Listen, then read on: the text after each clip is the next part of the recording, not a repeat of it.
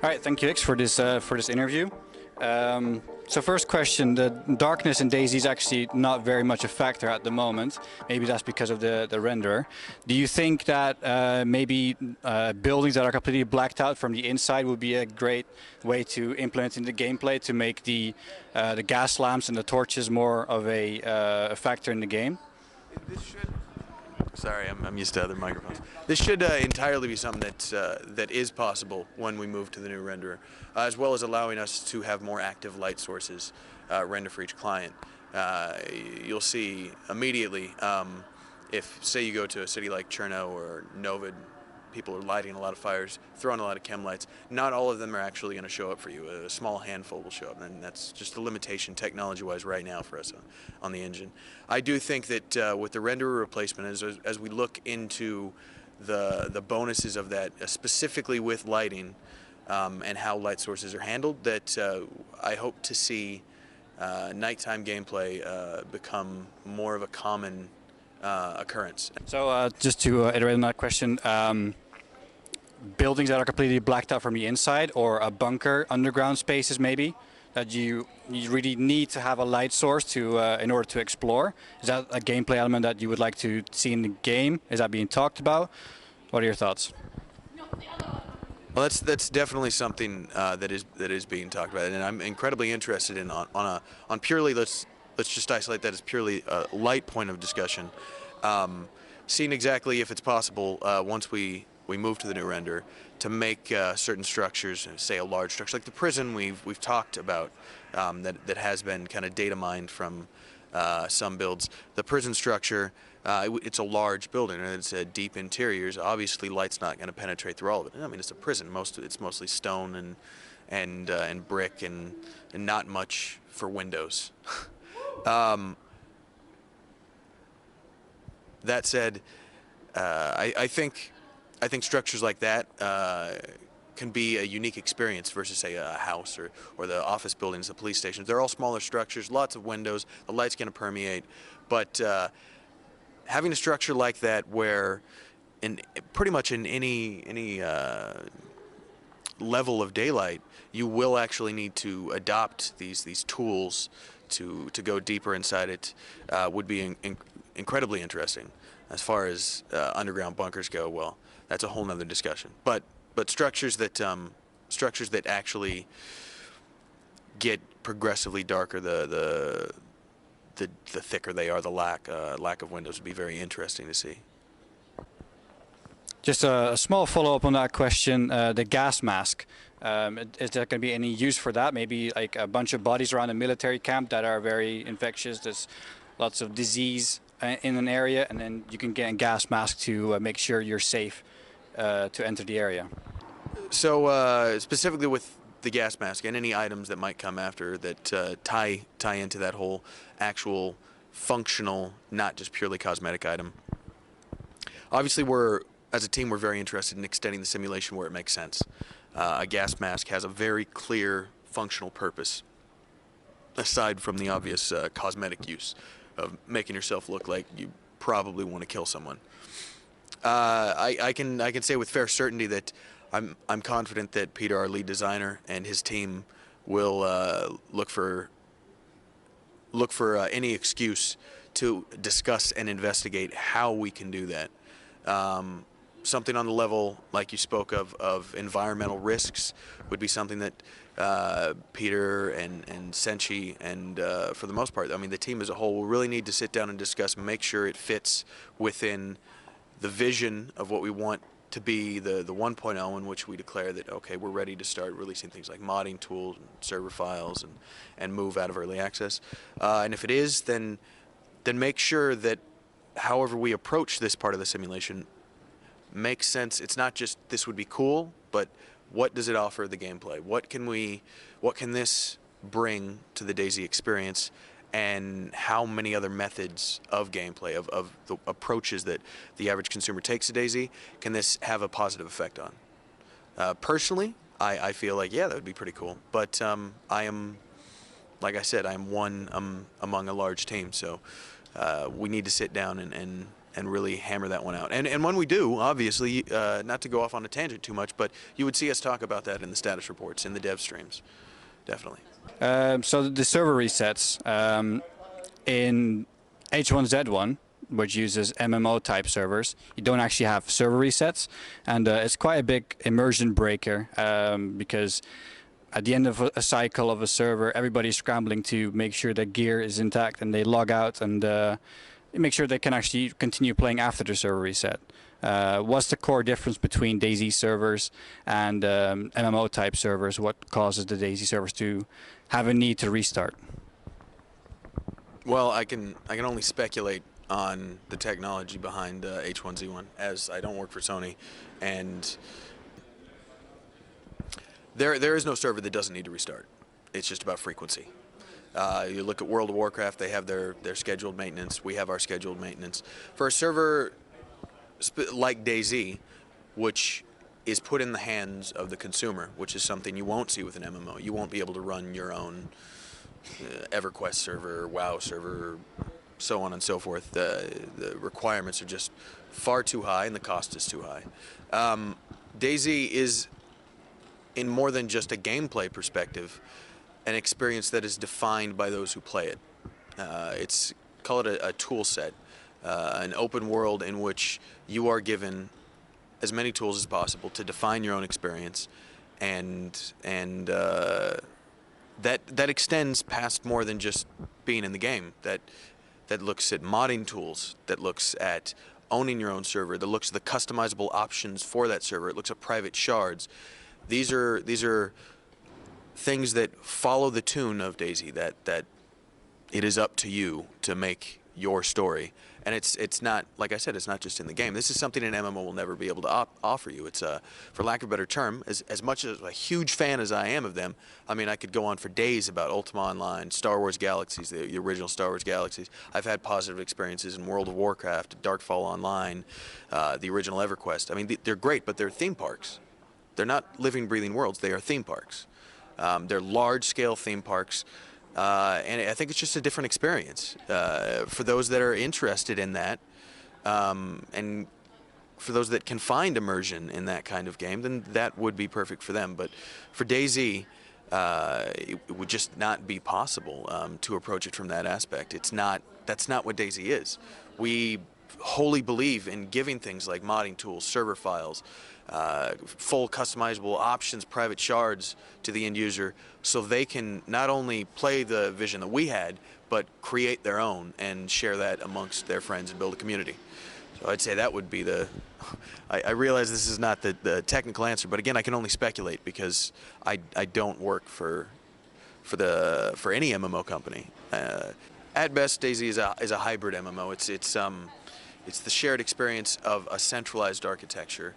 And large player count is the intent, but not thousands of players. That's, for one, it just wouldn't fit in Chernarus.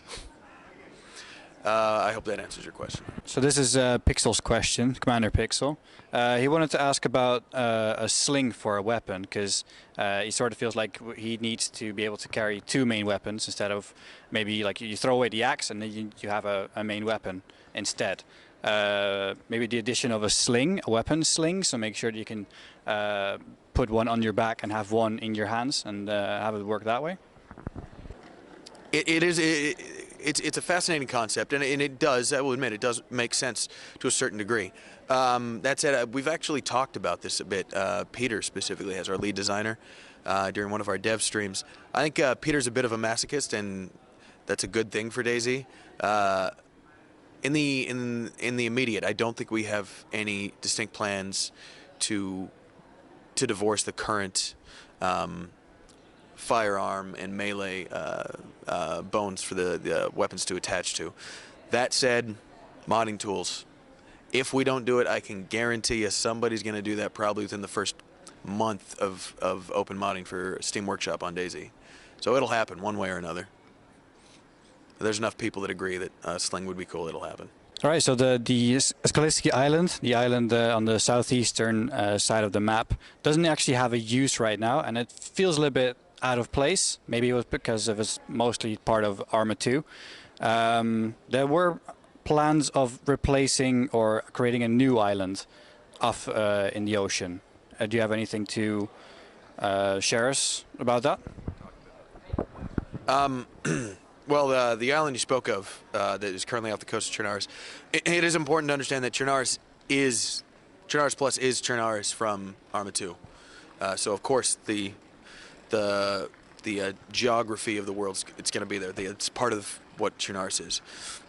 We did talk early about the use of Utes as an island, because technically in lore it is off the coast of Chernarus. But when we merged that into Chernarus Plus, it didn't look like it fit. It looked like it was, for lack of a better term, kind of pandering. I don't know. It felt like, why is this here? It looks like we just wanted something cool.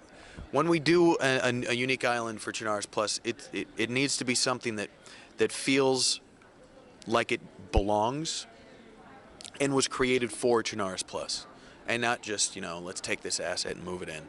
Because, I mean, definitely, we are interested later on at a new island in that open space. Senshi's talked about it, but this will be something. Work like that will take a good amount of time. Making land from scratch and making it look nice in RV is not a quick job. But when it does come, it will be something that fits with the world. So I'm actually going to merge the next question into my follow-up question for the last one. The prison building, it's called a gulag? Okay. Would that be something that would fit on the new island, as in sort of like Alcatraz? It would be like prisoners can't easily escape. Have the island, give the island sort of like a use for that, make it fit in the world? I don't want to take any of Senshi's thunder. I know he's pretty excited about where we will place the prison when that is completed and ready for being addressed in the roadmap for Chernarus Plus. I will say that the location that Senshi and his team want to put it in will accentuate the unique status of the building. It's a signature. It's a hero building. So where it gets placed needs to really play upon those strengths. And I think the experience that he's looking and his team are looking to have when Chris's team finishes with the structure, I think people will like it.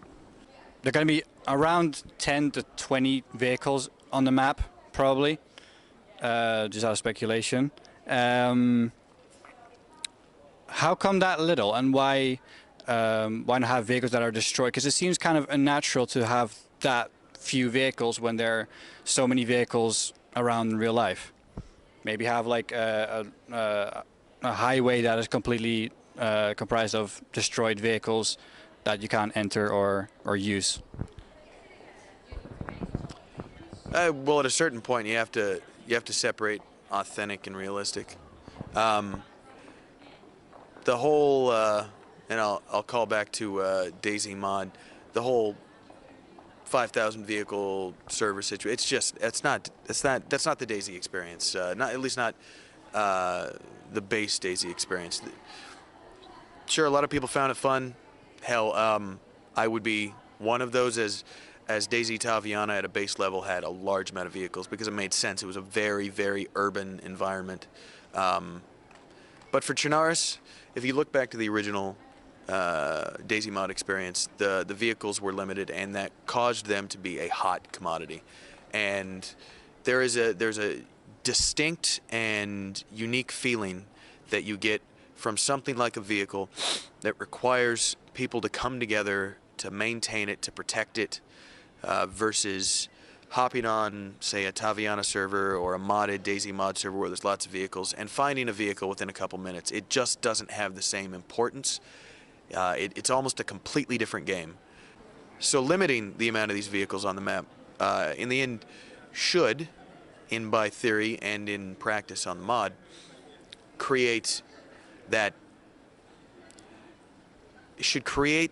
the drive for the vehicle, and it should also create that honest to God risk of losing it all that you already get when you get into an unexpected firefight in DayZ, where your hands will shake, your heart will beat, you could lose it all. If you can find that vehicle in a couple minutes, or if you know that there's hundreds of them, it's like taking what should be finding the ultimate or the penultimate item in the game and making it as common as finding a fire axe.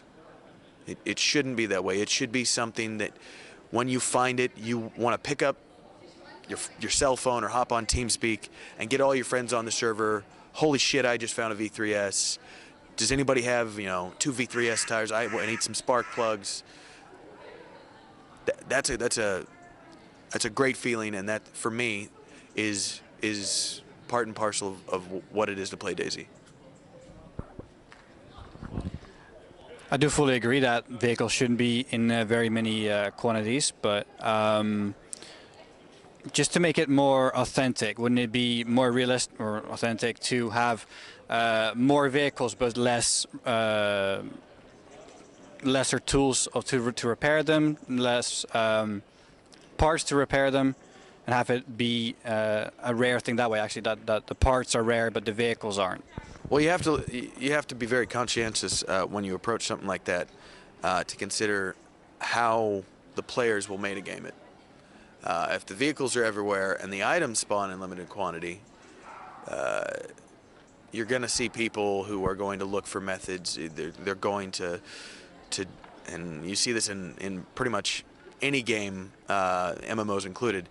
Players are going to desperately hunt for ways to exploit the system, to metagame it, whether it be constant hopping between empty servers to find the part that you want, or trying to figure out how to exploit the system to duplicate the item, moving it to a controlled, low spawn, separate system from loot, and something that cannot transfer between servers, controls that experience significantly better than having it be common vehicles and rare items, because items by design transfer across servers.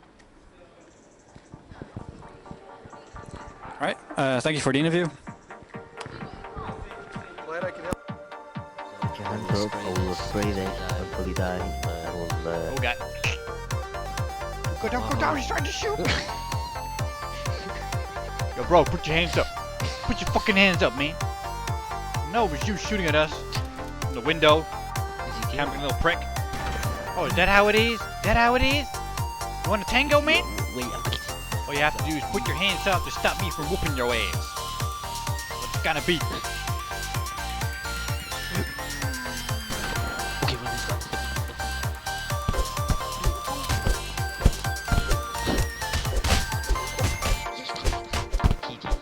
Come on, you actually. Mose. Take it, quick. Dude, he's dead. Yo, brother. Hope yours, man. That up yours, man. You mad? You mad?